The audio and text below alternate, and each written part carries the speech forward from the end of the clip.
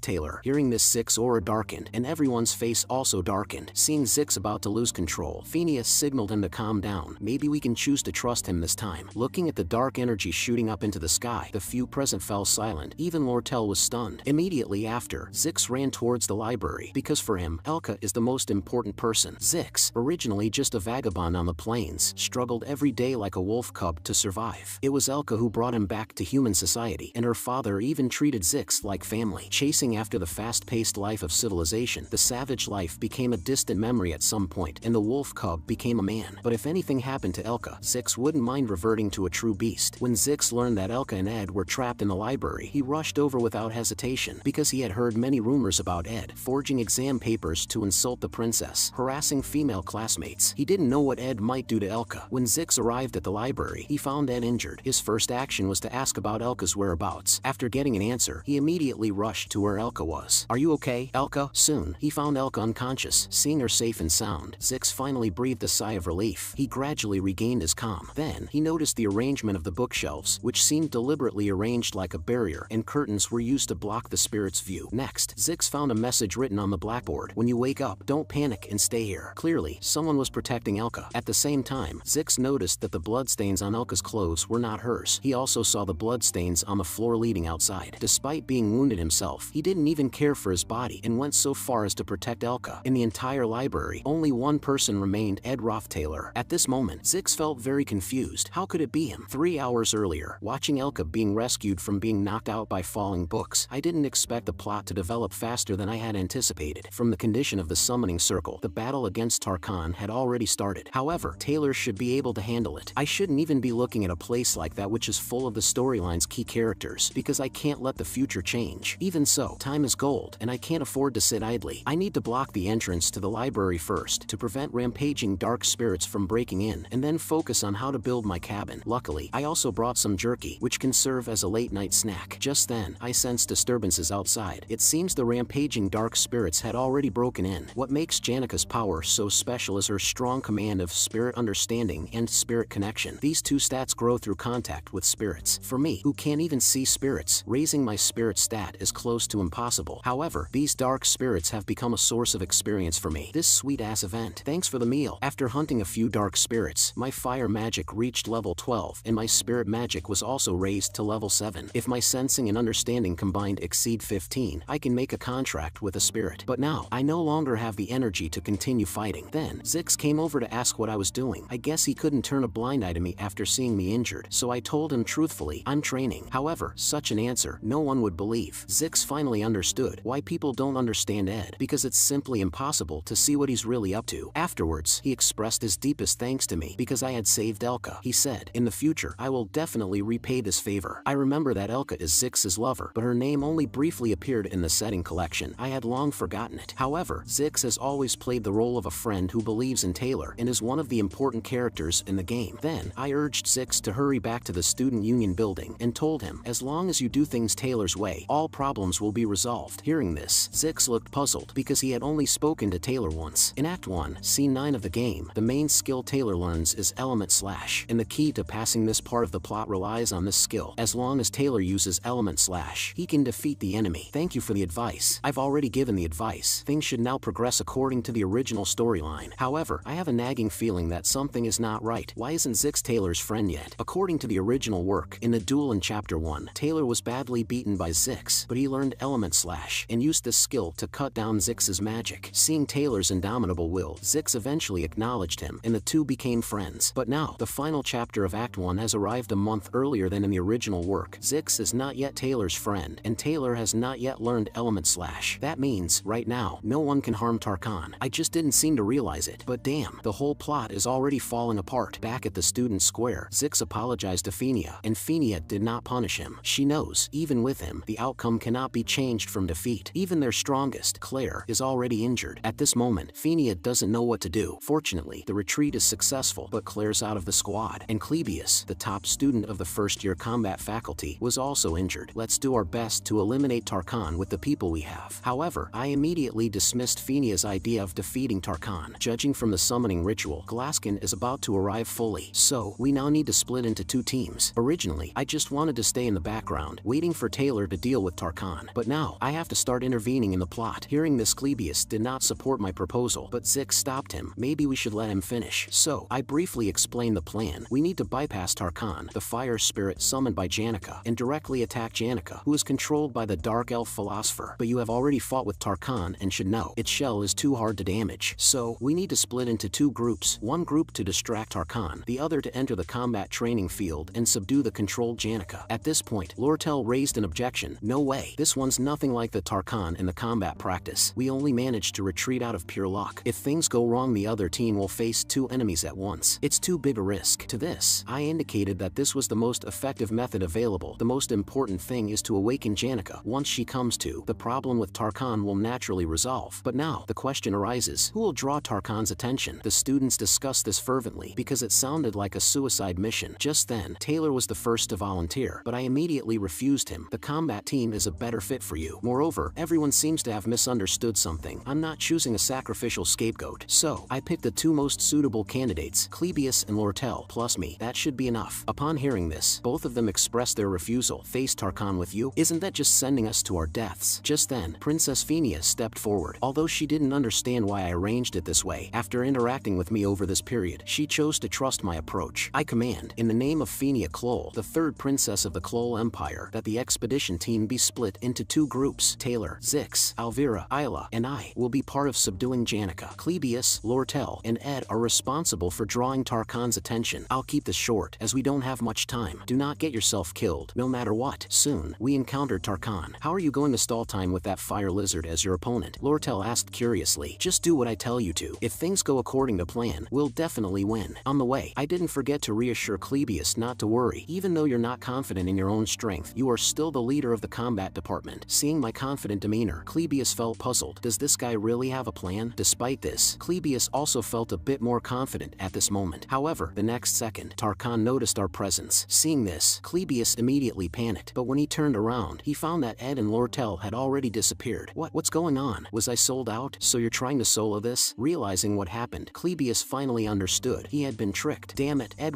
Taylor, why on earth are you doing this to me? Just now, after leading Clebius to face Tarkan, I stopped moving. Lortel indignantly questioned, so you mean to say, you want Clebius to sacrifice himself to complete the plan? To this, I immediately denied her assumption. Don't underestimate Clebius. Among us, his stamina is the strongest, and Lortel, your task is the most important. You need to clear a path for the subduing team. Even the heavy task of subduing Tarkan rests on you. Lortel stood in the corridor, began chanting a spell. I'm sure everyone will hesitate and doubt themselves, but you're good at this stuff. Just blow it up. In the next moment, she blasted the entire wall, leaving a huge hole. This scene, it left several people stunned. So what are you standing around for? At that moment, Lortel finally understood my intention. In the last battle, she had used magic to blow off the ceiling of the training hall. That's why I had arranged for her to carry out this task. Ed Taylor is truly an interesting man. Meanwhile, Clebius was still racing against the Grim Reaper. Seeing this, Lortel gathered her magic again, because I had already explained the rest of the plan to her. Going against Tarkan in the student plaza means there's no escape. Since Tarkan can't run away, the only way is to apprehend it. Tarkan's defenses are too strong. We just need to restrict its movements. Leave the rest to me. I was seen holding Jerky, running continuously along the corridor, and then I broke through the innermost door. Since we're lacking our strongest firepower right now, I decided to activate a key character from a hidden plot. Lucy, at this moment, was back on the rooftop where she used to nap. Strictly speaking, Lucy shouldn't appear in the current scene, so she was still sleeping. But because Belle became very sensitive due to the issue with Janica, Lucy had used up all her magic while escaping, and that's why she passed out. It can be said, the game intentionally excluded Lucy from the main storyline to maintain balance. However, smelling the aroma of the jerky, Lucy instantly woke up. I immediately stuffed all the jerky into her mouth. Then, with all my strength, I threw Lucy towards Tarkan's location. The next moment, a high-level lightning magic was triggered and lit up the entire square. Lortel immediately activated a protective shield. This instant could be the critical moment of the battle. Tarkan's hard shell, which could not be broken even with everyone attacking, was completely destroyed by Lucy's high-level magic attack. Now, our attacks could finally inflict fatal damage on Tarkan. Having come this far, I'll take what I can as well. The last hit is mine. The girl was once seen as the favored daughter of heaven. Everyone had high expectations for her. However, these expectations, while encouraging her, also brought tremendous pressure and anxiety, ultimately leading her down an extreme path. At this moment, the hero party finally arrived at the boss's room. Janica greeted them with her usual smile, only this time, she was controlled by Velocipher. Hearing the demon's roar, I knew the hero's act was beginning. When the sun rises, the script will end. But for now, I still have to deal with Tarkan. At this moment, I couldn't find Lucy's figure. It would have been great if she could help us defeat Tarkan, but the plot made her choose to keep sleeping. Lortel released 2 ice spears, but still could not kill Tarkan. But I know, we must sever Tarkan's head with one blow. This task could have been handled by Clebius, but his current condition just isn't up to it. So, I asked Lortel to create an opportunity for me. My life is in your hands now. Hearing this, Lortel felt the pressure. You make it sound too easy. Strictly speaking, this is indeed a big gamble, but I immediately dismissed her view. Rather than calling it a gamble, I prefer to call it an investment. At this moment, Lortel's lips slightly curved upward, because investment is exactly her area of expertise. Compared to those who rely on royal lineage, like princesses who only command others like kings, she prefers Ed's character. Since Ed has staked his life on her, she is also willing to risk her life in his company. At this moment, Clebius had exhausted his last bit of strength. Looking at the dark spirit, many times stronger than himself, I understand why he was so frightened. After all, a slight misstep could turn him into a victim of the Dark Spirit's blade. I tried to get close to Tarkan's position because only at a close enough distance could I inflict damage on it. Meanwhile, on the other side, a huge red demonic claw descended from the sky. I knew that was Glaskin's right arm. It seems Taylor and his group had successfully entered the final phase. All this was within my plans. But now, the timing was not yet right. Everyone was distracted by the commotion there, but even with such a significant disturbance, Lortel remained undistracted, and of course, so did I. Watching Tarkan so close at hand, at this moment, I really wanted to shout, "Wind's apex, meteor strike." The next second, the wind blade I released directly severed Tarkan's neck. Congratulations on defeating the high-level fire spirit Tarkan. At this moment, my spirit magic was greatly enhanced, and finally, I was able to make a contract with a spirit. Simultaneously, Taylor, single-handedly charging towards Glaskin's demonic claw, shattered the claw with his own strength, then blasted it. Such ability, truly befitting of the protagonist. With this, Chapter 1 of Janika's story comes to a close. As the first rays of morning sunlight spread across the land, all of us were utterly exhausted. Lortel looked at me and said lightly, "It seems this investment has paid off for us." Afterward, she reintroduced herself. "My name is Lortel Keklin." Then, she grasped my palm, placing the 3 coins from before in my hand. "Senior, now you owe me a favor." It seems she wants to keep in touch with me, but I don't want to get too entangled with her, so I'll just have to take it one step at a time. Meanwhile, Taylor also came up to me, expressing his gratitude. Although he has always held a grudge against me, this time, he owes me a favor. Looking at Taylor's demeanor, he seems to have awakened in the style of a swordsman. At this moment, he looks exactly like he does in the game. Truly cool. As for Clebius, he seemed a bit unhappy. That guy almost got me killed. However, this time many people stood by me. "Fellows, who understands?" Clebius expressed that he felt wronged. Then, Phenia mentioned that she could recommend me to the student council, but I immediately refused her. The first credit for killing Tarkan goes to Lucy. Taylor defeated Velosphor and Glaskin. They are the real heroes of this time. You're tossing the credit away. They indeed did a great job, but we are talking about you right now, or are you embarrassed? Alvira teased. To avoid affecting the original storyline, I always choose to keep my distance from the main characters. However, watching them grow, I can't help but feel warm and fuzzy. I watched them each play their roles in this world and solve their own problems time and time again. Taylor, who grows stronger with each trial. Isla, who aids Taylor in his strength. Phenia, who accepts her kingly fate and matures slowly. Zix, who seeks his own path within the cracks of civilization. Clebius, who starts to have confidence in himself. Alvira, who realizes that her life isn't all about fun and excitement. And Lortel, buried in gold coins, reflecting on her own life. These protagonists each have their own burdens to bear, and at the end of this road lies their trophy of success. Knowing all this, I turned and left. Subsequently, I arrived at the ruins of battle, a place I had never reached while playing the game. The stage after the story ends. Here is exactly where Lucy naps during combat training. I thought about it. Some things still leave me uneasy, so I returned here again. To make the protagonist's success even more dazzling, someone had to stay backstage. Earlier, I had discussed with Lortel the reasons behind Janika's rampage. Lortel once happened to see Janika's room. Each and everything in there was a beautiful symbol of sincerity and gratitude. The walls were covered with everyone's thanks and encouragement for Janika. Although the desk is large, there wasn't even space to put down 2 books. The sticky notes on the walls weighed on Janika's shoulders like boulders. However, the solution is actually quite simple. Just remove the sticky notes from the wall and toss the gifts on the desk into a corner. Unfortunately, like a girl from a fairy tale, Janika felt obligated to respond wholeheartedly to everyone's kindness and sincerity. Velosphor exploited the darkness in her heart, so Janika's rampage was inevitable. But why did it happen a month early? The protagonist of this script is Taylor. However, Lucy blew Taylor away with one move. Everyone at the school became a fan of Janika, and Lucy was able to contract with high-level spirits because she often went to the forest in the north, since it contained the perfect place to nap where my cabin is located. All of this is the result of a chain of butterfly effects from a character meant to exit the story from the very start. At this moment, Janika didn't expect someone would find her so soon, because right now, all she wanted was to have a good cry. At this moment, a memory surfaced in my mind. Marilda once hoped I could save Janika, as if to prevent her from falling into this predicament, almost as if she was pleading for my help. When everyone was overly caring and pressuring Janika, I chose to keep my distance, completely indifferent to her. Perhaps it was precisely because of this that Janika felt she could rely on me. In the end, Janika failed to successfully contract with a high-rank spirit, and in her haste to perform the summoning, was controlled by the dark spirit and blinded. In places unseen by others, she desperately tried to meet everyone's expectations. Despite her failure, she still wore a smile. At that moment, I stopped her. Although I didn't know how much this sentence could comfort her, I still said, "You've worked hard during this time." The protagonists perform exuberantly on stage, praise and applause pouring out like a tide. Yet behind the stage, it is quiet and dark. The first act's villain quietly exits the scene, completely unnoticed under the protagonist's spotlight. I have witnessed the completion of the first act countless times, crimes, and at this moment the spirits are continually drawing closer to me. I was utterly shocked. I seem to see a different ending. It is only now that I feel like I've properly seen it to the end. My spirit magic reached level 10. The fire spirit, Elgo, is interested in you. The wind spirit, Driss, is interested in you. The high-level wind spirit, Marilda, has developed a strong interest in you. A few days have passed since the end of Janika's disciplinary committee trial. Janika admitted to all her crimes and expressed her willingness to accept all punishments. However, during the first trial, professors and friends all stood up to support her. In the second trial, Fenia chose to forgive her crimes because Janika had erred while under the control of Velocipher. Lortel also stepped forward and compensated for all losses. However, all these actions were not purely benevolent. There was profit to be had as well. In the contract, Lortel added a clause: have the taxes on all educational supplies sold at the school. Ultimately, Janika's punishment was as follows: cancel the support perks for the school's top student, revoke all prizes and honors, strip her of the right to reside in Ophelis Hall from next semester, probation for 10 days and suspension for 20 days. Upon learning that Janika was not expelled, both classmates and professors were pleased. However, they noticed that Janika often spaced out alone lately, presumably because she felt very guilty. In that case, we gotta step up. So, everyone decided in her presence not to bring up anything about Glaskin anymore. However, the first thing Janika said caught everyone off guard. Why is there such a big difference between liking and loving? Of course, I wasn't the one who asked the question. Janika continued, I have a friend who had a dream. She dreamt she married the person she liked and then lived a carefree life. However, neither Janika nor the other person is a fool. Janika, you're confined for 10 days. You can't meet friends, right? At this moment, both felt awkward to debunk her. What else did that friend say? Staring into the void in the room, she suddenly remembered that person's face. Anis immediately ran off saying she has something to do. Meanwhile, Clara was caught in a dilemma. If not careful, the whole school might know about this, that Janika Feylover has fallen in love. Then she called out Janika's attention. Shouldn't you think of this simply without much complications? Whether you like or hate someone is kind of a mystery. Isn't it better for your friend to just be honest about her emotions right now? To this which Janika agrees. Clara also informed Janika that talking such sensitive topic won't be great for her friend's reputation. Hearing this, Janika is flustered. You're right, Clara. It could have been bad. Thanks for giving me genuine advice. I gotta get back to the Ophelis Hall now to report my suspension. Clara then waved goodbye to Janika. When she left, Clara felt relieved. I did it, Anis. I prevented the rumors for now. Meanwhile, on the other side, thanks to Fenia's help, my tuition for the next semester was waived. I used the gold coins in my hand to buy some items, but I was curious why Janika seemed to be avoiding me lately. After the end of the first act, greeting Janika shouldn't be a problem, right? Just as I greeted her, she jumped in surprise. Am I that scary? Immediately, she made an excuse of having something to do and hurried off with her face covered. That stunned me. Even the usually kind Janika didn't want to deal with me. It seems changing Ed's image is a long and arduous task. However, next, I need to start building my house. After the magic level increased, tasks became much easier for me. The scene shifts. 6 days later, due to final exams, I temporarily halted the construction of the cabin. This time, my exam results were quite high, but Janika still ignored me. Her friends Clara and Anis, their faces clearly warned stay away from Janika. I didn't bother them, and summer vacation quickly arrived. I devoted all my time to building the cabin. Every time I went to check, I would always find Lucy lying on the traps, sound asleep. This forced me to abandon the idea of using beef jerky as bait. Belle often gave me some herbs and mushrooms, then asked how things were going with Janika. When I mentioned that Janika seemed to hate me, Belle looked at me with a puzzled expression. Time quickly moved to 1 month later. Building the house wasn't as smooth as I had imagined. One side's pillars and walls all collapsed. One day, I saw Janika and her group again at the pastry shop. Whenever Janika met my gaze, she would immediately run away, and her roommate was full of hostility towards me. On the 37th day, Zix came to help me. Following my last reminder, Taylor and Zix became good friends, and the story finally got back on track. Time quickly moved to the 45th day. My cabin was finally completed. Although it's still empty, not even a single piece of furniture, but at least there are walls and a roof now. Completing the house with my own hands gave me an immense sense of satisfaction and accomplishment. In the shadows, Janika was secretly observing my every move. At this moment, she kept encouraging herself, as if she had made some kind of decision. I'm done with the walls, flooring, and the fireplace. It'd be good to put up a fence as well, as a storage for the firewood, and a few other stuff would be great too. Just then, I heard an impact above the roof, like something landed. I came to check it, and as expected it was Lucy. This isn't a damn nap tower. Then someone called my name. It was Janika. Finally, she gathered the courage and greeted me. This left me puzzled. Wasn't Janika always avoiding me? Time rewinds to noon. Belle and Janika talked about Ed building the cabin. She didn't expect Ed to have such a talent in this area, but Janika already knew this. Only now, she simply couldn't face Ed. Belle told Janika she had seen the structure of Ed's room, hinting that Janika could also take a look. Janika really wanted to do so, but every time she saw Ed, she couldn't help but feel shy. Belle said with a smile smile. It's perfectly normal. Hearing this, Janica suddenly realized I should go see Ed's house. It's actually a very normal thing to do. Although she said this, Janica's expression was anything but normal. She braced herself and came in front of the cabin, constantly praising how great my cabin was built. But I was puzzled. Didn't the spirits tell you when I was building it? At this moment, Janica suddenly became uneasy. Of course they did, but they just mentioned it in passing. However, that wasn't the case. The spirits had been observing me 24 hours a day and reported everything in detail to Janica. When the spirits described it, they were over the top. Robust physique, majestic muscles, charming curves. Janica blushed hearing all this, but still, she steeled herself and said, "Actually, I don't know anything about your situation." Hearing this, I directly invited Janica. "Do you want to come in and take a look? Although it's just a cabin made of wood." Janica was flustered at first after hearing this and then happily accepted my invitation. Time unknowingly reached evening. Ed built a bonfire for the night, and at this moment, Janica felt a bit anxious because both Fenia and Lortel had done a lot for her. She didn't know how to repay these favors. I looked at her silently. "If you can't pay them back, just don't. Isn't it a generalization to think you gotta pay back what you owe?" Hearing this, Janica was shocked. "I've never thought of it that way." Janica is such a person. She can't understand that the occurrence of these events is due to the genuine concern others have for her, which pressures her. Despite so many people paying her tuition or, so to say, investing in her, she still chose to move from the high-grade Ophelis Hall to the Dex Hall. All of this, just because she wanted to owe others a little less, even if just by a little. However, Ophelis Hall has single rooms, while Dex Hall has rooms for 8. Living all day under the envious gazes of her friends, Janica felt like she was living in a prison. But in the end, these couldn't solve her underlying issues, and the vicious cycle still hadn't ended. Maybe I could help her a bit. Then, I said to her, "If you want to be alone, you can come to my cabin anytime." Hearing this, she was shocked. "You're always welcome here. I don't mind." Janica initially wanted to refuse, but ultimately accepted my offer. At the same time, she also said to me, "If you encounter any difficulties, I will definitely stand by your side. I hope you make sure to tell me." Then I looked at Janica and she was smiling at me. "When that happens, I'll help you at all costs." Hearing this, I felt relieved, then looked up in the sky. "Overwhelmed, you say?" Deep in the night, I thought how second semester was approaching soon. From the timeline, the second act is about to begin. The Sage's Sealed Grimoire, written by the great sage Sylvania, is a high-level magic book, and the plot of the second act is triggered by it. The storm created by the Sage's Sealed Grimoire will sweep through the entire academy. However, I still appreciate Janica's kindness. I thought to myself, there probably won't be any major issues, right? With Taylor in front blocking for me, I can finally enjoy some leisure time in the back. However, the dispute at Ophelis Hall sets the stage for the story. The top students of Ophelis Hall can almost guarantee a noble-like life, not only with servants, but also many additional privileges, and that's exactly where the problem lies. After the holidays, as students were returning to school, the southwest side of the Valori area was experiencing a torrential downpour. The school only provided return carriages and boats for students of Ophelis Hall, even allowing them to return a few days late. Those ordinary students from Dex Hall who braved the storm and worried about being penalized for not arriving on time were extremely angry about this. Eventually, the pent-up feelings exploded in front of Ophelis Hall. The proposal for support for returning to Ophelis Hall eventually ended up in the hands of a certain merchant, Lortel. This merchant had previously made contact with representatives of the ordinary students. His goal was not to help the students, but to damage the reputation of the academy and Ophelis Hall. All they needed was to find a common reason for the lesser and ordinary students. Will Lane, who was adept at provoking and manipulating others with his words, would pull the trigger for the rest. The reason was already prepared. This was clear discrimination against ordinary students. Ordinary students had to return in pouring rain, while Ophelis Hall students enjoyed special treatment. Will Lane proposed an amendment, actively changed the final deadline for returning, and acknowledged the special treatment received by Ophelis Hall students. This proposal gained the support of the head housekeeper managing Ophelis Hall and some departments that are responsible for reviewing school administration. These people were already on Lortel's side, actively supporting her suggestions. At this point, whether the dean accepts Lortel's proposal is no longer important. Just discussing this issue is enough to infuriate those ordinary and lesser students. The situation quickly escalates. Ophelis Hall is filled with artworks commissioned by nobles and wealthy families. The wallpapers, carpets, and solid wood furniture in the rooms are all masterpieces of artisans. The more property damage, the better, ideally ruining the entire Ophelis Hall. As long as these students create a disturbance, the school, already in financial crisis due to the Glaskin case, will face another fatal blow. And for the Elt Merchant Association, currently negotiating with the school to purchase the Sage's Sealed Grimoire, it holds a very advantageous position. The Sage's Sealed Grimoire is as crucial to Sylvania as the heart itself. However, in times of despair, people are even willing to offer their hearts. Looking at the overcast sky, Lortel recalls her life in the slums. She often can't help but mock herself, now being able to stand here as if relieved of a heavy burden. This land, filled with a romantic learning atmosphere, reminds her of herself once living living in thick darkness. Therefore, she would rather be completely covered by the mud of money than reveal her true feelings to anyone. To survive, she constantly struggled, ultimately becoming what she is now. Lortel knows clearly the essence of filth and darkness has never changed. Lortel has always been searching for her own kind. Even here in Sylvania, where people surrounded by halos gather, perhaps she might meet someone who can confront a life as wretched as that of a sewer rat. To survive in a grim reality, her methods are always the same. She's like someone hidden behind the stage, using a black curtain to cover the truth, a dark manipulator. The audience call her Black Veil. In the original work, during the occupation incident of Ophelis Hall, to stop the underachievers incited by Lortel, the protagonist team needs to break through obstacles from the first to the fifth floor, each level having a minor boss who obstructs them. First floor's minor boss, Toad, the decoy. Toad once mocked Taylor by calling him a loser, but was severely taught a lesson by Taylor and his group. Bearing a grudge, Toad was bought over by Lortel, becoming her pawn. His role was to overpower the rookie maid protecting the first floor and open Ophelis Hall's door and let the students in. Once the students get through the first floor, the Act 2 Phase 1 middle boss Toad plays a certain role, the role of stopping the main character and his friends who'd come after them. So, you're the one Lortel bought off. Page 1 of Act 2's minor boss, Toad, the troublemaker, officially makes his appearance. This character was supposed to be Toad, but somehow, I inexplicably became this term's minor boss. So why the hell did I become a middle boss? If we rewind to 2 days ago, everything can be clearly explained. In order to train my skills, I had to use a bow and arrow while hunting, but after a semester, my archery skills still haven't improved. More importantly, in the camp, more and more frequently, I keep getting visitors. I feel like the fact that I'm living in the northern forest is something a lot of people are becoming aware of. Anyhow, among them, 3 of them are worth mentioning. The first is the extraordinary genius magician Lucy. Her visits are never at a fixed time. If you're not careful, she might just appear behind you. There's a door now. Let's make a back door as well. Are you going to make a chimney too? I push her away, but she keeps on appearing. I can't help it. After all, I really can't beat her. Conversely, the second visitor is very welcome. She is Janica, the top student of the second year. She occasionally brings me some food and even kindly helps me do laundry. For this, I am very grateful. However, every time I praise her, she turns her face away shyly, which really confuses me. I just can't understand girls' thoughts. However, when it comes to Lucy's appearances, Janica occasionally exhibits inexplicable behavior. The last visitor, known as the Golden Daughter, Lortel. Lortel is the mastermind behind Act 2, and she is gathering support for the rebellion at Ophelis Hall. I don't want to get involved, so I firmly rejected her proposal. If I don't intervene, everything will proceed according to the script. But when I heard from her that Toad had fainted, I was stunned. This confused me. Why didn't things go as scripted? What? Why did he faint? Tell me what happened. Just before this, Toad, according to the original script, went to trouble Taylor. According to the original storyline, Taylor was supposed to beat Toad severely. When Toad insults Taylor, saying he's worse than Ed, even less than an insect, a fist was supposed to land hard on his face. However, this time, the punch was thrown by Zix. No one knows why, but this time Zix appeared unusually angry. I don't have anything too hard for you to do. Take this key from Alice and enter the Ophelis Hall. When the inferior students flock there, you just need to open the door. I asked her, why me of all people? Well, regardless of how much money they get, there's no guarantee they won't rat me out to the Academy's inner investigators. If they say Lortel is the one behind all this, what will become of me? I can't just trust anyone. So, inexplicably, I took Toad's place, becoming the minor boss on the first floor. Ed, you were kicked out of the Ophelis Hall, weren't you? Don't you want to screw the Academy over in return? Lortel smirked. If that's the case, I just need to appropriately go along with the script and play my part in moderation. Before this story gets any more distorted, I need to bring the story back to its original trajectory. One day before the Ophelis Hall incident, I began to sort through the entire plot. Lortel's ploy to drive the Academy's finances into complete madness. As per the storyline, Lortel succeeds with this conspiracy and forms Merchantry, a profitable group in the Academy, thus creating a structure that rivals the Student Association, led by Princess Phenia. The idealistic Student Association and the realistic Merchantry. The final outcome depends on the faction chosen by Taylor. For me, just see which faction wins, and then stick by that side. After all, I have my own life to live. Just then, Janica came over. Since she was moving out of Ophelis Hall, she brought many things she no longer needed. Seeing her expectant look, I understood she wanted to give me these so-called unwanted items. Knowing her intentions, I chose to accept her gifts. Upon hearing this, Janica seemed very happy. Just then, she noticed Lucy on the roof. Curiously, she asked, does Lucy often do this? Lucy's unusually strong power is not without its costs for her. Using laziness as an excuse, she leads a life of evasion. For many years, she has diverted her gaze from the destiny she promised herself. On rainy days, this girl always immerses herself in reflection on her life. But eventually, she must accept her fate. When I told Janica that's how she is when it rains, don't mind her too much. I tend to just not pay any attention to her. Hearing this, she was very happy. Come to think of it, she's still inside Ophelis Hall. I remembered that that when the Office Hall gets occupied, a large-scale spatial protection runes was triggered, trapping all students in their rooms, unable to get out. Although Janica could forcefully break through the array with her strength, the cost would be significant. So, I asked her for a favor: tomorrow night at 9, go to the Rose Garden in front of Office Hall. As for the reason, I'll tell you later. When Janica heard Rose Garden, she was already lost in thought. I can't really come up with the words to explain it to her right now. I should just get her out of there in case something unexpected happens, someplace not too far away where she can avoid the rain. Thus, she immediately agreed to my request. I'll get going now. See you tomorrow night then. Having said that, she happily ran back. Seeing this, I breathe a sigh of relief. Around the start of the semester, the rain will stop. I can finally enjoy the bright, sunny sky that day after a long time. The long vacation is also ending now. Time quickly moved to the next evening. Following Lortel's arrangement, I arrived at Office Hall. The preparations are all done. Office Hall's occupation starting now. We can't take this treatment anymore. This is the land of learning. At least guarantee us equality in grades. The student representative leading the protest is Will Lane. When the doors opened, the students were initially shocked and confused about what was going on. They eventually started going in. Will Lane was overwhelmed to find that the person he was meeting was me, Ed Rothtaylor. I cleared my throat and started my line. I have always agreed with all the things you shout out. Of course, I lived well off in the Office Hall, but only when I was kicked out, I realized the special privileges I enjoyed. Hearing this, Will Lane was so touched. I am a fool. I judge you based on rumors. I didn't even know you're such a great person. However, at this moment, I was too lazy to waste words with him, and I urged him to act quickly. Will Lane would take the fall for everything. I'm sorry. Toughen up, Will Lane. At this moment, the head maid Alice was locked in the conference room, the key person controlling the protection array. The array that was supposed to protect the students now turned into a tool to imprison them, all under Lortel's command. The story continued according to the script. Just then someone called me, the Black Veil, who set this all up. Lortel finally took the stage. When Lortel arrived at Office Hall, the story officially entered its crucial phase, because they needed to complete their plan before the teachers could suppress them. At this moment, Lortel suddenly stopped me. I know this is kinda out of blue, but have you ever killed someone? I knew what she meant, but I answered firmly, no, I haven't. Hearing this, Lortel smiled. I haven't either, but I have done similar things because I needed to survive. I understood. She was referring to her former self. To survive in the dirty world, she trampled on others' dignity, striking first to protect herself. But these actions were merely excuses she made for herself. This was exactly why she was called the Golden Daughter. She knew better than anyone that she was not deserving of sympathy. So, she ends up looking for it from other people. Lortel asked me, do you sympathize with people like that? Whether good or bad, loneliness always accompanies. To break free from loneliness, you have to find someone else struggling in the same mire. My answer remained, no. I told her, you have to take responsibility for your own choices. She is not looking for someone like me. After receiving the answer, Lortel was silent for a moment. Then she smiles. I said something useless. That was quite unlike myself. I should go do what I'm here for. After all, there isn't much time. After saying that, she left. I sat down to sort out the plot. Now, Lortel must have told Alice about their plan going forward. Once they make the defense magic at the Office Hall go out of control and handed the control to the representative of the underachievers, Will Lane, the story will unfold with the current events intensifying. Then, Will Lane, packed with the dense protection of Office Hall's defense spells, will transform into the 4th stage's boss. Now I just need to sit quietly and wait for Taylor to storm in here. Just gotta do an average job to drag some time and then lose. Although I may get hit a few times during the battle, it's inevitable. At the same time, in the Rose Garden, a carriage all made of gold passed by, which puzzled Janica as it only appears late at night and is only used by important people. However, she didn't pay much attention to it because Ed had an urgent matter and asked her to wait here for a while. Could it be preparing another gift for me? Thinking about it made Janica blush. Over the past 3 days, Janica has been wondering what Ed would say to her because, despite feeling guilty, she followed Ed's movements through Marilda. It's not just Lucy, Princess Phenia, Belle, and Zix even saw Lortel coming out of Ed's cabin. Most of them are female classmates. Janica felt a bit sad after knowing this. That's why she was going to wait for him no matter how long. Just then, Janica noticed the persimmon flower hairpin on her head. Maybe Cosmos would suit her better now. After thinking for a moment, Janica decided to go back and change it because she wanted Ed to see a more beautiful her. Meanwhile, in front of the Office Hall, Taylor and his group have already arrived here. Taylor initially wanted to wait here for the teacher and then enter together, but he couldn't hold back Elvira's impatience to get her herbs cause it will lose their properties if she don't preserve it using magic in time. Isla, stop her. She's trying to barge in there all alone. Hearing this, Isla laugh awkwardly. Can't you just turn a blind eye? Elvira's the top student in the alchemy faculty. I'm sure she can protect herself. She's not the one in danger. Those poor students are. If she loses her mind, she's just going to attack them with any chemical she gets her hands on. Taylor and Isla tried stopping Elvira while she is determined to get to the 4th floor where her room is. Then she kicked open the front door, but when they saw the people inside, their faces showed disbelief. It was you, Ed Rothtaylor. Taylor. Taylor immediately asked me why am I in the hall. Alvira began analyzing the situation. Looking at the messy hall and the disordered footprints on the ground, Alvira finally understood. This is interesting. I didn't expect this. So, you're trying to stop us? To this, I gave a definite answer. Yes, I cannot let you pass easily. However, at this moment, Alvira seemed unusually confident because Zix had revealed a lot of information about me to them. Although your proficiency in magic has improved a lot, most of it is basic magic, and on our side, we have a decent swordsman, the strongest alchemist in the first year, and a mage. Can't you see the difference between us? Why are you doing this? Ed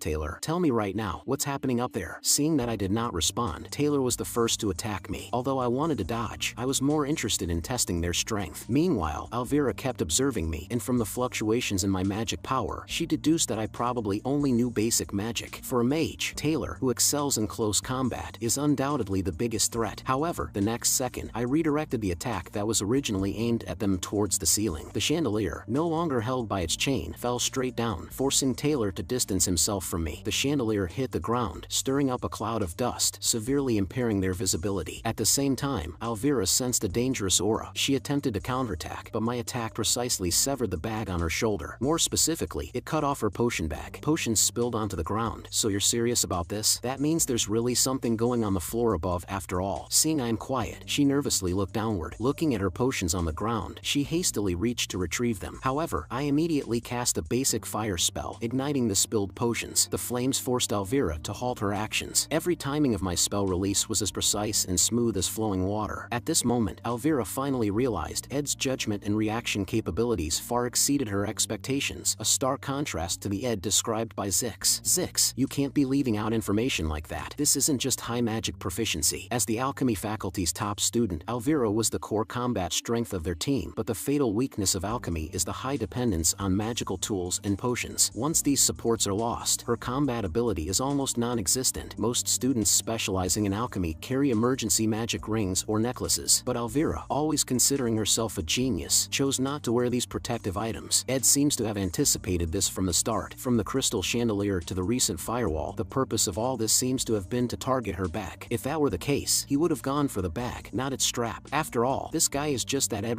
Taylor. However, at this moment, Alvira still had some trump cards left to use. She summoned a spirit rabbit and cast fire resistance and berserk spells on it. At the same time, Isla joined the fight, trying to extinguish the flames. Just the next second, a wind blade came at her, leaving Isla no time to react. Luckily, Taylor was there to shield her in time. Taylor knew that Ed was using this to restrain him. Taylor, you think you can take him down if you get closer? Alvira asked, which confuses Taylor. If yes, then go. Just then, Alvira completed her spell casting, and a berserk rabbit charged straight at me. It doesn't matter if I think I can, I have to. At the same time, she took off her magic-resistant cloak, draped it over herself, leaped over the firewall, and retrieved the scattered items. Seeing this, I need to act quickly, so I release Windblade spell towards her. With the items in hand, Alvira appeared more confident. Then, she threw a bottle of mixed potion. This is a special potion made from dice night butterfly flowers and gall mushrooms. When magic is released, the potion produces a special effect that can suppress magic power and eliminate the manifestations of magic, and temporarily subdues the products that result from magic formulas. That is to say, my magic power is now being suppressed. Acting like you're fine? We've got a warrior on our side. Now's your chance. Taylor, seeing this situation, I immediately chose to retreat backward, as I had already prepared for this. Then, I directly kicked over a barrel of oil nearby. The oil spilled, and the moment it contacted the burning oil, the flames surged dramatically. Taylor was taken aback seeing the flames. Alvira thought Ed was insane, because if the fire spread, all the students here would be engulfed in flames. At this time, Taylor decided not to hesitate any longer and used his newly learned skill, Elemental Chop, to end everything before any casualties occurred. Suddenly, Alvira noticed something was amiss. Is the window open? All the smoke was escaping through the window, and all flammable items had already been moved away from the scene. Could all this have been calculated by Ed? There must be more to this. She immediately signaled Taylor to stop. Just then, I pulled out my bow and arrow, aiming at Taylor. Taylor was full of confidence, believing he could block this attack. However, the arrow deviated in flight, and the target was not Taylor, but Isla. Isla couldn't even use basic defense at this moment. She couldn't dodge this arrow. When the arrow was only a fist's distance away from her, it suddenly stopped. It was Alvira who used control magic. After doing all this, Alvira finally breathed a sigh of relief. That was close. She used the claw hand, a magical device that can pull small objects within sight into the tool. At this moment, she noticed a piece of cloth tied to the arrowhead. Was Ed holding back all along? Wait, Taylor, be careful. I'm sure he has another trick up his sleeve. Meanwhile, I parried Taylor's attack with my bow and arrow, knowing in my heart that my task was nearing its end. Soon, I heard noises coming from the second floor. The second floor boss Gloomy Clebius had escaped. With this, my mission was successfully completed. Immediately, Taylor struck and sent me flying. Seeing this, Alvira was confused. What the hell is his deal? He stared at me, angrily asking, "Why would you do this?" Alvira carefully recalled the entire battle process, and she finally understood. Ed had been playing us from the start. If Ed really wanted to finish them off, he could have hidden in the shadows, using the crystal chandelier for a sneak attack, rather than standing openly here to block them. And every step he took afterwards was very calculated, each detail filled with doubt. "Are you done now? If you're done, go up now. Stop yapping at me," I told them. This left Taylor momentarily stunned. "Just now you were desperately stopping us, and now you let us go up without saying anything?" Alvira immediately questioned me. "Why did you let us off? I'm not leaving this place without knowing why. Answer me. Why did you let us win?" I know Alvira's personality, but I didn't plan to answer her, letting her speculate wildly. Just then, the door was slowly pushed open. The persimmon flower pin was her choice after thinking it over for the whole night restlessly. And the White Knight, who was supposed to be in the garden, yet he lay on the ground in tattered clothes, covered in blood, after being attacked by a suspicious group of people. This scene made Janica lose control instantly. It would be a lie to say that something didn't feel right. He may caught up in some unexpected trouble. However, from his simple life to the way he showed himself during the subjugation of Glaskin, no matter how big or small the job is, Ed Rothtaylor was someone who had created a certain expectation around himself that he could somehow solve any problem. Only after being stabbed in one's blind spot, hidden in their complacency, someone able to truly reflect on themselves. But Ed never asked her for help. He made sure that she was outside of Ophelis Hall and left her a letter that was so unusual. He did this because Janica had already been given various disciplinary actions due to the Glaskin incident, so he made sure to push Janica away from the battlefield. At this moment, Janica finally understood why I had sent her to the Rose Garden. It was to keep her out of this fight. Although she still didn't know exactly what had happened, seeing me injured made her very angry. "So what are you guys doing?" Taylor tried to explain the situation, but Alvira sharply realized that something was very wrong with Janica. "She's taken a stand against us." At this moment, Janica didn't want to know their reasons. All she knew was that Ed had been hurt by them. Seeing this, I immediately felt a sense of dread. Both Isla and Alvira were utterly shocked. As the top spirit master of the second year, her power was unquestionable. Then, Janica signaled to me, "Give me 1 minute." Watching the spirit group behind Janica, Alvira immediately grabbed Taylor and Isla and turned to flee, as they simply could not contend with Janica. At the same time, from my injured appearance, Taylor sensed that the situation at the Ophelis Hall was very serious. Facing adversity, Taylor never gives up. Clearly, he is destined to take the protagonist's path. Then, I grabbed his collar, pulled him, and threw him toward the stairway. "Leave this to me. Hurry up to the second floor according to your plan, before I change my mind. Just a bit ago you were trying so hard to block our path, but now you want us to just go to the second floor?" Alvira looked very puzzled. "Do you really plan to handle these elves alone?" I didn't answer, just gently tapped her head. "Take your magic tools and leave quickly. I'm sorry I tore up your back." Without knowing what really is happening, Alvira agreed. To quickly end this crisis, Taylor and his group immediately rushed to the second floor, and my method to deal with Janica was simple: directly wake her up. I walked straight up to her, and although this act seemed very impolite, but this is currently the most effective solution, I placed my hands on her shoulders and softly said, "I'm really okay. You see, I'm fine now, right? So you don't have to go overboard." This sentence made Janica freeze. Ed actually put his hands on my shoulders. Janica's face immediately flushed red, like a teapot about to boil. Watching Janica gradually come to her senses, I gestured for her to call back her spirits. "I can barely stand anymore. The wind is too strong." "Of course, it must be hard for you to stand up." "I'm sorry. What did I do? I'm such an idiot." The people upstairs were instantly stunned. Was it resolved that easily? After giving them one last reminder, "It's up to you now," I finally exhausted all my strength and collapsed to the ground. Moments later, Janica, seeing my blood-covered appearance, had eyes full of distress. Although it was slightly different from the plan, I had completed the first floor boss's task. Next, I can finally return to the cabin to rest. Just then, Janica mentioned that she saw a luxurious carriage in the Rose Garden. Although she didn't look closely, the crown symbol on the vehicle was very conspicuous. Hearing this, my heart suddenly shook. That is the symbol of the president of the Elt Merchant Association, Lortel's foster father, the King of Gold, Elt. He is the mastermind behind the murder of Lortel's biological father, and the fake boss in the final plot of Act 2, the battle for the Sage's sealed grimoire. After losing to Lortel, he disappeared. But now, what's more important is, he has arrived at the academy earlier than expected. This means there has been a significant change in the course of events. Meanwhile, in the corridors of the 5th floor of the Ophelis Hall, Lortel was sharing her grievances with Alice. I was abandoned. Alice knew she was referring to Ed. Originally, Lortel felt a kinship with Ed, but when she tried to get close, Ed ruthlessly rejected her. Do people like us deserve this answer for a lifetime? Alice has been the head maid of the Ophelis Hall for 20 years, respected by many students for her excellent abilities. In order to make Alice submit to her, Lortel spent a lot of money, but in Lortel's view, finding a kin made the money well spent. Lortel always longed to find a semblance of freedom from her loneliness in front of those she considered her kind. She once risked her life over a gold coin in the garbage heaps of the slums. It was because she grew up in a dog-eat-dog environment that she clung so tenaciously to this sense of kinship. Regardless of her unfortunate past and the circumstances that pushed her to the corner, Lortel was clearly a villain and a black veil. However, just as Lortel let her guard down, Alice suddenly held a knife to her throat. "I'm sorry, Miss Lortel, I am not your kin either." At the same time, Taylor caught Clebius trying to flee and forcibly brought him back into the fight. The squad then subdued the third-floor boss, Kelly, who was in charge of laundering bed linens, and successfully advanced to the fourth floor of the Ophilus Hall. At this moment, they became even more cautious because the immense pressure from the first-floor boss made them dare not take any chances. However, when Will Lane activated the defense magic array, he was immediately controlled by a backlash from the array. This was a conspiracy by Alice and Lortel. The magic power contained in the array far exceeded Will Lane's control. In an instant, the Ophilus Hall shook violently, and the students inside thought the building was going to collapse, each employing their skills to flee the scene. Seeing this, Taylor signaled Elvira to use the Night Butterfly Flower Potion, but the Night Butterfly Flower Potion was ineffective against the magic array. At that moment, she took out the anglerweed reagent, a concoction made by melting anglerweed seeds and emperor clam, which effectively restricts the movement of magic. After Elvira created an opportunity for the two, Taylor immediately launched an attack on Will Lane. Is it finally going to end? With a loud explosion, the fourth-floor boss was defeated, and the squad's progress became smoother. Meanwhile, I found the luxurious carriage Janica had mentioned, and indeed, Elt himself was inside. Normally, a carriage of this scale would be accompanied by at least a dozen others, but this time there was only one, clearly for a stealth operation. I was puzzled. The carriage had been parked for a long time. Why did Elt choose to get out now? Could it be that he was waiting for news of the destruction of the Ophilus Hall? Just then, a maid nearby caught my attention. It was the third-floor boss, Shinny, responsible for managing the cutlery. Shinny is one of the orphans adopted by head maid Alice, and by all accounts, she should be serving as the boss on the third floor, but at this moment, she was with Lortel's enemy, Elt, which was obviously not right. That is to say, Alice has betrayed Lortel. This outcome leads to only one possibility: Lortel's destruction. In Act 3, Lortel will engage in political struggles with Fenia, but now, this conflict has become even more complicated. I have taken the place of the middle boss, Tote, and after various twists and turns, I now find myself having to intervene again to handle some matters that Lortel is unable to manage. At the same time, I turn my gaze to Janica. I need her help. However, I don't know how to explain the current situation, nor am I sure if she would accept it. But unexpectedly, Janica agreed without hesitation. Whatever Ed needs me to do, I won't refuse. Her response surprised me, but it was mostly a relief. At this moment, Elt arrives at the academy precisely because he has learned of Lortel's betrayal, and more importantly, Lortel now holds a secret over him. Elt had personally killed her biological father. Lortel used the sage's sealed grimoire to lure Elt to the academy, ensuring he could not focus on any impending crises that might affect the Elt Merchant Association. Alice's betrayal was because Elt offered her more money. If Lortel could offer more, she might return to her original position. Although your story of revenge is touching, I have reasons why I must do this. Alice's cold tone was like a sharp blade, leaving Lortel frozen in place. Meanwhile, Taylor and his group finally reached the fifth floor. Taking advantage of the moment Alice was stunned, Lortel escaped her control as she still had a chance to turn things around. As long as she could pin all the evidence on Alice, she could clear her own name. However, when she tried to speak, she found herself unable to say a word. Ultimately, she fled the place in tears. At this moment, the only thought in Lortel's mind was to pin all the blame for the falsified accounts and losses on Elt. She needed to complete all this quickly and then find a safe place to hide. Although she kept reassuring herself, the collapse inside was hard to control. Although I have been betrayed many times, now is not the time to be sad. I reached the room before Elt did, and as long as I could get the message out, everything would be resolved. Elt soon arrived here, and I was already blocking his way. Before the teachers arrive, I must stop anyone from entering this building. Currently, the plot is driven by three main characters. Lortel wants to dethrone Elt to avenge her parents and ascend to the position of guild leader. Elt tries to thwart Lortel's plans to ensure the smooth progression of the sage's sealed grimoire purchase plan. Alice moves between the two with complex motivations. Although I still don't know the real reason behind Alice's betrayal, according to the original plot, she will meet Taylor and his group on the fifth floor. I'm gonna leave her in their hands. I can trust them because I've already confirmed Taylor's abilities, while I just need to hold Elt back, ensuring he cannot enter the Ophilus Hall. As long as I block Elt, the affairs at the Ophilus Hall will proceed as originally planned. Isn't this Mr. L. Kecklin, the president of the Elt Merchant Association? Please allow me to notify the school to provide you with better service. Elt just gave a cold look. This old fox obviously saw through my intentions right away. You're one of Lortel's people. 10 minutes ago, to keep the plot aligned with the original, Janica and I found Zix. Who would have thought? This guy who looks all brawn turns out to be a mage. However, seeing Zix come with us, he looked very surprised. By any chance, are you two dating? Hearing this, Janika's face turned red instantly, and she quickly explained that wasn't the case. Seeing that I didn't speak, she thought I was upset about it and quickly lowered her head to add softly, "It's not like that." Seeing this, I immediately denied her assumption. Zix asked an impolite question. Seeing this, Zix quickly apologized. "Sorry, I thought you two were a couple. You even broke through the wall to find me. Is there something urgent?" To this, I gave an affirmative answer. "There is indeed something very important right now." Then, the scene from the beginning occurred. "Are you enchanted by her looks? Instead of guarding a coin you're not sure you can get, better seize the opportunity at hand." Elt sneered and continued, "That child, I raised her from a young age. I know her better than anyone. Just show your back to her, and she'll stick a knife in it. Now, I'll give you double the money. Move aside." Hearing this, I smiled and responded lightly, "Thank you for the generous offer, but I have never taken any coins, so what's the point in doubling that?" Seeing this, Elt signaled his guards to act, but Zix and Janica had been waiting for a long time by the side. "The next steps are up to you," I said to them. "I will definitely repay this favor in the future." Hearing this, Zix smiled. "Wasn't I the one indebted to you to begin with? Now, my primary task is to find Lortel and bring the storyline back to the original plot." Soon, I spotted her. Lortel was very surprised to see me, and before she could react, I immediately said, "Follow me closely." In Lortel's view, there is no such thing as kindness and trust without a reason in this world. Elt Merchant Association's receptionist, Shiro, was attentive to Lortel because he hoped she might inadvertently reveal valuable information. The company employee, Cadden, acted generously in front of her because Lortel often tipped him. Even the pet bird Tina at the academy was fond of her because she provided the highest quality feed. All kindness some with some reasons like that as a tag, at least in Lortel's world. However, even so, she still miscalculated like a fool. Janica, who grew up nurtured by kindness and love, was completely different from her. That day, how eagerly she looked at Ed, watching the girl in front of her who demanded no price and harbored no greed. Lortel also longed to have such a relationship. However, when she disclosed all her plans to Alice, what she received in return was a ruthless betrayal. Having seen such a side, one should never forget my gloomy, dirty self. Lortel thought to herself with self-deprecation. This time, she had bribed 5 people. Alice, Shinny, and Kelly had already sided with Elt, and Will Lane might also help Elt, but this person was uncertain. Just then, she stopped walking and said softly, "Sorry, Senior Ed. This puzzled me. I'm clearly on your side. As you can see, the situation is unstable. I might not be able to give you the gold coins now." But I ignored her apology and grabbed her hand. "If Elt catches you now, your life is over. Everything else is for after we escape." Lortel was stunned. She didn't understand why Ed would help her unconditionally. Meanwhile, I asked her about her current situation. If it were the Lortel of the past, she would never trust anyone without seeing a clear reason. But facing this man, she found herself involuntarily choosing to trust. "Elt sent me to steal the sage's sealed grimoire," she whispered, "because last summer, after the monsters attacked from the eastern mountains, equipment prices plummeted. So Elt bought up all the remaining equipment, monopolizing the market, hoping to make a huge profit through insider trading." Hearing this, I also understood the next move. This is illegal trading. 3 merchants, A, B, and C, monopolize the market's low-priced items, then artificially raise the prices by trading with each other, creating the illusion of scarcity. This behavior causes prices on the market to continue to rise, giving people the illusion that they must buy these products now, which is known as hunger marketing. If they sell the products they've gathered at this moment, they can make a ridiculous amount of profit. But the premise of illegal trading is trust. If merchants B and C sell the items behind merchant A's back, the prices would plummet instantly, and merchant A, who desperately sold off their bonds in order to mass buy the product and monopolize it, Elt would face a downfall due to huge losses. And Lortel, for this plan, spent years bribing other trading companies, enough to rival merchants B and C. "So, you plan to use the sage's sealed grimoire as bait to lure out Elt, who is in dire need of money, make him leave the headquarters of the store, and take the opportunity to sell off the armor at the headquarters, right?" Hearing my analysis, Lortel was shocked. How did he figure out all the issues so quickly? "That leaves you with only one thing to do. We got to somehow notify the trading company to sell off the equipment immediately. I have a carrier pigeon in my room. It's my direct line of communication with my forces inside the headquarters. Then you win as long as you send that pigeon to the headquarters and stay hidden till the sale is done. But my father is probably expecting that as well. I'm sure he's planning to capture me tonight and make the traders on the inside confess about the whole plan." Hearing this, I fell silent, thinking of the next move, then looked at Lortel directly. "Listen carefully, Lortel. From this point onwards, you have to do your best to stay hidden and let absolutely nobody see you. The bridge off the island will surely be guarded, so we can have the coachman drive an empty carriage away. There's an incomplete cabin in the northern forest. You just need to hide in the cabin I built for 3 days. I'll send the pigeon to the headquarters. If I write a simple message like sell right now, your allies will take care of the complex matters, right?" To this Lortel affirmed. However, when I looked at Lortel, she seemed to be not focusing, so I grabbed her shoulders. "There's someone guarding the back door. I will take care of the troublesome person and then go to your room. When you see the right moment, once it's quiet outside, outside, run towards the forest. Lortel is in deep thought. Like a longtime ally merchant, he perfectly and harmoniously made a move and handled matters without wasting any time. The thought that I could trust and leave it all to him is actually crossing my mind. At this moment, Lortel looked at me seriously. Are you really in your senses? Why are you so out of it? Unlike your unusual self. To this, she called out my name. Senior Ed, why on earth are you helping me so much? This question caught me off guard, and I didn't know how to respond, so I just fudged it. I just feel like I should do this, I answered while walking out of the room. Lortel is eventually alone. Listening to the sound of heavy rain outside, Lortel inexplicably felt heat all over her body. Her knees felt weak, and it is so loud. Is it because of the fight between Alice and Taylor? But the sounds of battle from the first floor seemed even closer. She slowly placed her hand on her chest, feeling her own heartbeat. I can't believe this at all. It's my heartbeat. The scene shifted, and I saw the figure of the maid Shinny. I didn't expect you to be coming out of there, young Master Ed, for the supposedly last obstacle. This feels kind of bland. Now this painstaking attempted takeover is finally coming to a close. The warding spells guarding Ophelis Hall are returning to their original wielder. Her sword fighting skills are able to rival those of the combat department students, and enough magic skill to wield intermediate spells without a hair out of place. Her name is Headmaid Alice, and yet she still couldn't defeat Taylor. After all, the protagonist's halo always exists. Right now, I need to defeat Shinny and complete the final task. Now my magical power is nearly depleted. All I can do now is 2 or 3 beginner magic attacks. Shinny made her way to attack me first. However, I am very familiar with Shinny's attack pattern. Her first attack is always aimed low. Seeing I dodged the attack, she was shocked. I just need to predict her next move before she realizes it. After all, I have conquered this level many times before. I grabbed her hand, aiming for the knives on her leg. No matter how fast she reacts, I am able to take control of the situation and threw the knives away from her reach. Realizing the difficulty of the situation, she used her special ability, the privilege of the twin sisters, blessed by the same star from birth, ability sharing. Twins can use each other's abilities once a day. Low-level telekinesis magic. The next moment, several throwing knives are hurled at me. However, I have no intention of dodging it. The knives embed themselves in my body. Seeing this, Shinny is overjoyed. Did it work? But the next second, she freezes. I looked at her directly with no hint of pain at all. I simply pull the knives out. Borrowed abilities are full of flaws. The knives didn't penetrate deeply enough. I threw the knives away and kicked her sword so she could never fight back. That's it. I win. All of this took 1 minute. I can't disappoint Miss Alice. Get off me, Shinny cried out loud. Alice will lose, I firmly answered. Hearing this, Shinny looked back at me. You know nothing about Miss Alice. How much pain she's gone through. The struggle she endured. To be honest, I have no idea. The failed swordsman of Sylvania didn't go deep into Alice's motivation at all. At the same time, Taylor used an elemental slash and swiftly made his way in front of Alice. She was totally stunned and unable to react. With a bang, an explosion can be heard outside, marking Alice's defeat. Even after hearing Shinny's plea, my view hasn't changed. That has nothing to do with me. I'll never forgive you for taking Lortel's side, Ed. With that, she said her last words. Unfortunately, I know nothing about the lives of these side characters, but it's not like that's my fault. In this world, countless stories are destined not to be noticed. If you compare all the losses today with Alice's rescuing of orphans this whole time and weigh the good and evil she's done, people who decide their course of action based on such philosophies are the ones with lives worth living at the moment. As for me, my operational principles and ultimate goal since arriving in this body have never changed. It is simply to survive. After defeating the maid Shinny, who was in charge of the dishes, I have acquired a new skill, pain endurance. Temporarily stop body fatigue, delay the sensation of pain, postponing it to a later time. I threw a stone to break the glass window and silently went inside Lortel's room. While inside, I can't help but notice the surroundings. The luxurious wooden furniture and expensive decorations are all arranged strategically. The desk is covered in documents. The books are lined up perfectly. Everything in this room suits her. Just then, I found the carrier pigeon Lortel was talking about. I quickly wrote the letter that Elt is in Sylvania. It will take him at least 3 days to return to the main headquarters, and lastly sell all acquired stocks of armor. After that, the carrier pigeon flying its way through the rain and the night sky will come back with Elt's head. My blood keeps on dripping. The stab wounds should heal as soon as the skin mends, so I'll be fine, right? If not for the help of Six, Janica, and a few other opportune moments, Elt would have captured Lortel, and her downfall would have been swift. But by now, the carriage Lortel hired is probably speeding out of the Arkan Mountains. Elt has no choice but to chase it, even if he captures the coachman and forces him to admit that Lortel never left. By that time, the carrier pigeon I sent will have arrived, and Elt's resignation will be complete. If it goes according to plan, Lortel should be waiting for me at the cabin. Just then, I saw Lortel's silhouette. You came out to greet me? How nice of you. However, Lortel didn't respond. Seeing this, I froze in shock. Right, I have to acknowledge things when they're due. I was a bit complacent. The opponent here is none other than the Golden Daughter, Lortel. In this case, the only ones who know that Lortel is the secret mastermind are the 5 she bribed. If Elt is gone, Alice must rely on Lortel only. family. Shinny and Kelly will follow Alice. Will Lane can be bought off like last time, but from Lortel's perspective, Ed Rothtaylor is a variable that can't be bought with money. If she just get rid of me in this remote part of the woods, away from the prying eyes, her perfect crime will be a success. Lortel Ketchum's real character is the secret mastermind. She would use and dispose of any human she gets her hands on. Truly a villain. I need to use my brain if I want to survive, but my body wouldn't move. So, this is how I will end in this world. I should have known. Then the next second, I saw Lortel cut a strip of cloth with a knife, and she handed it to me. Why did you have to get so hurt? Her tone was cold, but her actions were complex. I was taken aback, not expecting that she wasn't trying to attack me, but was actually helping me stop the bleeding. Although I know she is cautious by nature and never trusts anyone easily, at this moment, she seemed to let down some of her guard. I'll help you walk. The rain stopped, so I started a fire. She then looked at me worried eyes. For now, let's just sit and warm up. The incident at the Ophelis Hall finally came to a close, and Lortel once again displayed her cunning tactics. So, did everything go as planned? I asked Lortel. Of course, I got a promise from the coachman. He said that he would try his best to attract their attention and buy some time. He's even willing to risk his life. Hearing this, I was suddenly stunned and couldn't help but wonder in my mind, she wouldn't have taken someone's family hostage, would she? But I soon learned the answer. If the plan succeeded, Lortel would naturally become the president, and the coachman clearly understood the stakes involved. The fact that I owe you a debt is incredible. What do you think? Don't you feel a lot of pressure on your shoulders? Hearing this, I didn't show any reaction. Lortel flashed a meaningful smile, as if everything was under control. However, she knew best that the person she should be most grateful to was Ed. She said she would never forget this favor. Just then, she seemed to think of something and suddenly asked, Senior, you and Janica are close, right? I looked at her blankly but nodded in response. Yes, my relationship with Janica is indeed good. She's a great person. Lortel smiled gently, her tone surprisingly sincere. I respect her too. She's kind, excellent, and very hardworking. This made me even more puzzled. Why suddenly ask about Janica? However, Lortel did not continue to explain, just showed a heartfelt smile, and then said meaningfully, it's just that, I'm not that nice. Meanwhile, at the Ophelis Hall, Elt suddenly received a report from his subordinates. Then he hurriedly left, as if he had lost all interest in the current state of Ophelis Hall. Even for Zix, dealing with several mercenaries at once was extremely difficult. However, instead of dealing with mercenaries, it seemed more like stopping allies. At first, Janica just looked worried, but at some point, the spirits started to become violent. It must be stopped before casualties occur. Zix loudly asked Janica if something had happened. Senior Janica, are you angry about something? Just then, a pigeon whispered something in her ear. She was quiet for a moment, then she showed a kind expression and said softly, I'm not angry at all. The next day it was very difficult to go to class because my school uniform was a mess. Zix lent me his uniform and told me about the news after that night. Will Lane took the blame for the destruction of the Ophelis Hall, while the captured head maid said nothing. At the same time, I successfully prevented Lortel, a key character in the plot, from exiting the scene. However, there has still been no response from outside, which seems to indicate that Lortel's plan is working. Now, we can only hope that the carrier pigeon brings back good news. However, this has had a significant negative impact on my workload. For me, this physically demanding job is already overloading, but I still need to complete it. Meanwhile, my advanced skill slot has finally opened, since the advanced production technique slots were currently empty. Acquiring a new technique that I could use was of the highest priority. I need to start learning new skills, such as spells for spiritual infusion that can be used in conjunction with elementalism and magic engineering for crafting daily life items and combat tools. Spiritual infusion was acquired automatically once you made a contract with a spirit and produced a product that contained elementalism. Magic engineering is mastered by successfully disassembling and assembling magic items of a certain level. I don't plan to waste my slot on spiritual infusion unnecessarily. I'll just randomly sign a contract with a lower level spirit for now. At this moment, Janica came to see me. But today is the start of the school year. Why hasn't she in class yet? My head hurts and my condition isn't all that great, so I'm just going to rest here and enjoy the breeze. You didn't get hurt while trying to help me, right? No way. Definitely not. Just then, she suddenly asked about Lortel's situation. When Janica learned that Lortel was in my cabin, her expression immediately turned wary. Although the Ophelis Hall incident has successfully concluded, things seem not to have completely settled down yet. There was still a lot of work left for Lortel to do. The first thing was to win over the former head maid Alice again. The second thing was to prepare for the negotiations to purchase the Sage's sealed grimoire. However, in the 3 days while waiting for a reply from Elt's headquarters, Lortel have to stay in this cabin anxiously. Though these days are irksome, Lortel does not tire of them, because with Ed by her side, Lortel can clearly feel her own heartbeat. Senior Ed's kindness makes me feel like I was snuggled in a fluffy bed. For some people, this may seem like a natural feeling, but for Lortel, it's more precious than gold. She definitely doesn't want anyone else to take him, not even Janica. Since so many people already like you, let me have one. If you won't, then I'll have to drag you into this murky swamp to fight. 3 days of cohabitation were a perfect opportunity for her. Then she planned to fill the entire cabin with gold coins. However, she also knew that Ed was very unlikely to accept. It might seem more natural if I help him with his tuition fees. This money isn't for you, senior. Don't get it wrong. For Lortel, who had never been in love, such lines were too cheesy. Just then, someone suddenly interrupted her thoughts. That's my spot. Lucy walked into the room, visibly sleepy, and lay directly on the sunlit floor. But soon, I picked her up. This one sneaked in again. To not disturb Lortel's rest, I had to carry her out. Looking at the situation, Lortel was speechless. Then she asked, "Does Lucy come here often?" I told her not to mind it, just consider her an accident. But Lortel clearly didn't think so. So, I had another competitor. But I still have a lot of time. Let me settle this within 3 days. The second morning of Lortel's cabin life came. However, things did not go as smoothly as she had hoped, because she had no time alone at all. These two were like ghosts, always appearing around Ed, which was really annoying. Time quickly moved, and I'm finally done with my newly crafted item. A handmade brick, and I acquired the stoneworking skill. The fireplace that couldn't be built because of the Ophelis Hall incident was finally finished. It's mealtime and I cooked barbecues for all. Considering that nothing much has happened yet, things are probably going as well as planned, but we shouldn't let our guard down just yet. After the Ophelis Hall incident, Lortel promised to give me 20 gold coins, and she also mentioned she could give me other things. Hearing this, I thought about it. Right now, all I can think of is building materials, but if there are magical engineered goods, that would work too. At this moment, Janika's eyebrows were furrowed like a curved knife. Meanwhile, I called out to her. Speaking of which, I have a favor to ask you. I've been studying spirit magic recently and want to sign a contract with a lower level spirit. Can you help me? At this moment, Janika suddenly looked triumphant. Then I'll be your teacher. I can get you to sign a contract with a mid-level spirit right away. Soon, she summoned a spirit. Just focus your magical power and feel its presence. Karis, will you try to talk to Ed? I was surprised. I can hear its voice a little. However, Karis seemed reluctant. He has to raise his resonance to a higher level to be able to hear us properly. This man doesn't have time to learn magic. Miss Janika, don't you know? In the previous weekly reports, he was either building houses or finding materials. Janika awkwardly put Karis away. However, I faintly heard something about reports, which made me question her explanation. Just as Janika didn't know how to explain, Lortel suddenly interrupted her. About the magically engineered goods, there's more stock than expected. If the senior could visit the trading company every 3 days, I can sell it to you at the maximum discount, and you can also come over for tea and a chat. Hearing this, Janika was shocked and she immediately objected. You should give him those for free. Ed helped you out so much. I'm still a merchant. This is about professional ethics. You're just making excuses. But I paid no attention to their argument, as next I need to prepare for magic engineering and spirit magic. Meanwhile, a voice interrupted us. The visitor was the new head maid, Belle Maya. She was here to convey a message from the former head maid. Hearing this made Lortel a bit anxious. Back when Belle was hanging the laundry, Janika's friend Clara visited Belle to discuss something. Well, don't be shocked. This is really top secret. Word of this must not get out, and you mustn't react too much either. Then Clara leaned closer to Belle's ear to whisper, I think Janika likes Ed. None other than the Ed